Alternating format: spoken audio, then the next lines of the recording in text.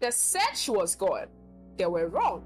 She never left. She moved. She listened. She waited. She came for one family. She came for the truth. It started with a small sound, then it grows. It's a nail and wood. It was a warning.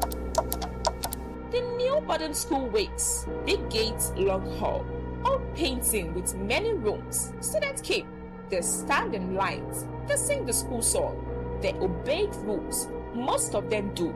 Nails are short. This school followed rules. They followed the code. Naya is the principal now. She grew up. She is grown and in charge. She walked the yard with steady step. People respect her. She signs paper. She listened to parents. And she carried the old secrets nobody sees. Years ago, a teacher named Miss Abike taught at a different school. She was strict. She tapped desks with long nails. She kept order with one look. One day, she fell. The sound was terrible. People said it was an accident, but they buried her in secret. No big funeral, no stone. No one asked where she is. No family came.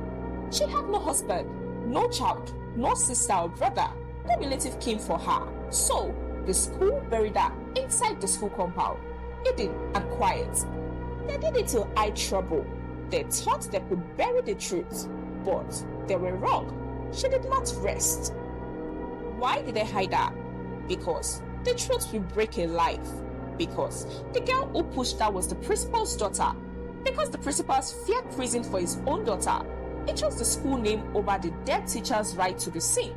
He chose to cover up a grave. So, they buried her inside the school compound, somewhere inside the bush, quiet and secret.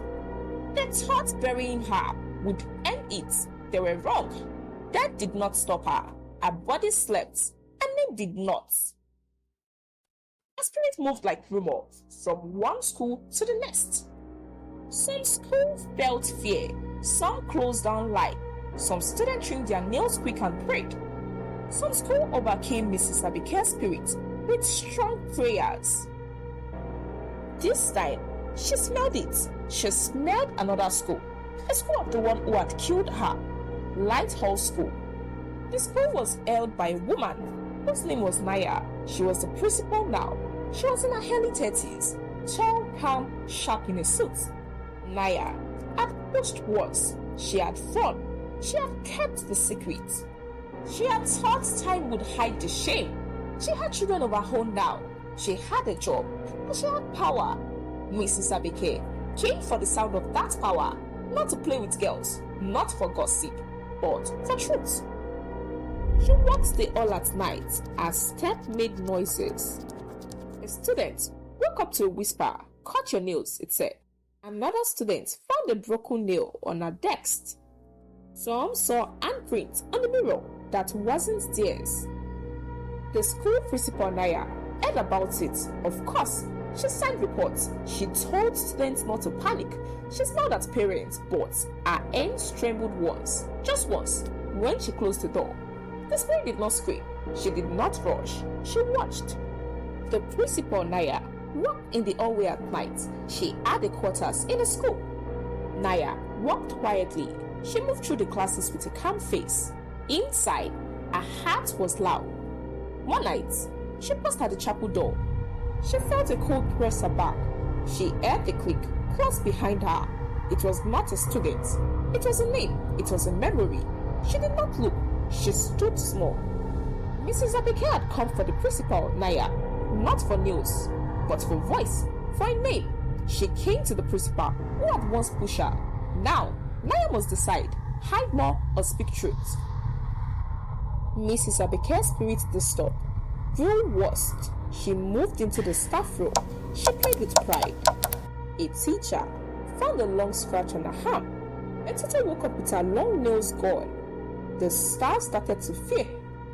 Majority of the students and teachers left the school. They said they had nails scratching their windows at night. Some said they saw hands under their bunk. One by one, they left the school. Some did not even wait for permission.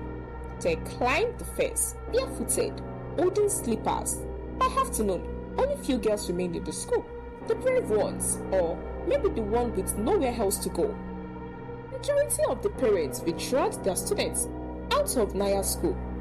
The once loud lighthouse school was now a grave of silence. Chairs stood like ghosts in the tiny hall. The sound of laughter had now packed its bag and gone. All through the empty corridors, the sound of click, click, click still walked freely. The spirit of Madame Abeke wasn't done because she was waiting for the one who started it all, Principal Naya. Naya sat on her desk. The office is empty. Papers wait. The school felt small now. Most students left. The air was quiet. Her hands shook over the fire. She felt the loose like a ball. How can I fix this? She whispered. She thinks of faces gone, shoes empty in the dumps, mothers with crying voices, fathers with hard eyes. The school name is torn. Her chest hurts. Principal Naya ran to her pastor, bare feet on the stone floor. She found him in a little chapel. He prays and looked up. She spilled the story in a rush. She told him what had happened when she was once a student, how she had pushed her teacher.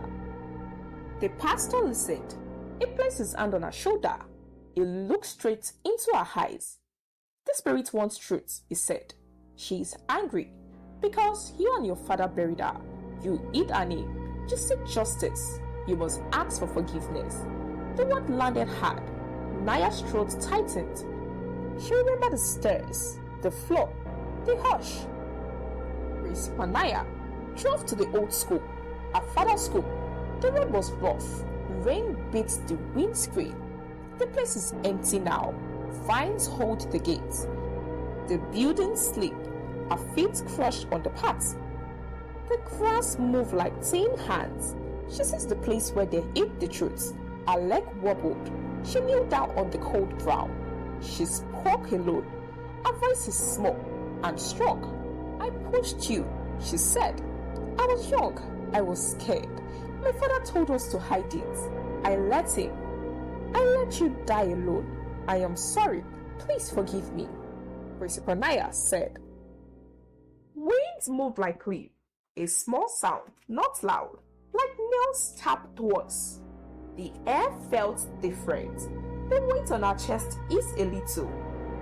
She stayed there and cried. She confessed everything to Mrs. Abeke graveyard. No one watched, no one heard. It was just her, with her words that are honest now. After that night, the following Monday, she went back to Light Hall. She stands before the few students left in the hall. Her voice is steady now. She tells them everything. They push, they cover up, the secret barrier, the truth. Principal Naya said in clear voice, Mrs. Abeke did not fall by chance, she said. We buried her in secret to save a name. We were wrong. I am sorry. And we must tell our story. We must make it right, she said. The students listened. Tears fell. Some forgave. Some shouted. The truth spread like light. The names moved through the yard. That's what Mrs. Abeke's spirit wanted. Was her name to be heard. The school said it loud. The candle burnt. The prayers were said. The hair softened. And after that, the clicking stopped. Peace came slow and real. Mrs. Abeke's spirit rested, and she was never heard from again. Weeks passed. Lighthouse School slowly came back to life. Students began to return. One car today, two the next. Parents came back, holding their daughters close, whispering prayers. Laughter started to fill the air again. Small at first, then louder. For the first time in a long time, the school felt alive. Principal Naya stood by her office window, watching the courtyard. Girls in their purple skirts and white shirts, walking in groups, laughing, holding books, and teasing each other. She smiled, not because she had students again, but because she had peace. She had faced her past. She told the truth, and now the school could breathe again. And from that day, Lighthouse stood tall again, bright, peaceful, and free from the sound of clicking nails ever again. this is the end of the story. If you enjoyed the story, please do not forget to like the story, share with me in the comments your thoughts about the story, and please do not forget to subscribe to this channel for more interesting stories like this. See you next time.